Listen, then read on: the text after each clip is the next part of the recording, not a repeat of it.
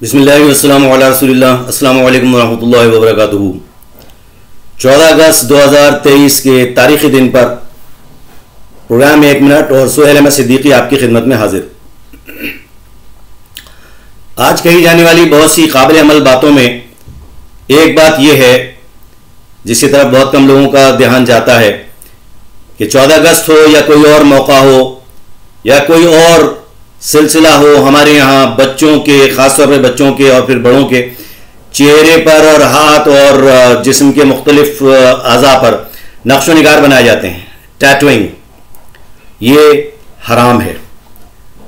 उलमाए किराम से दरियाफ्त करें, सही हदीस में देखें, इंसान के जिस्म पर नक्श व निगार बनाना हराम है।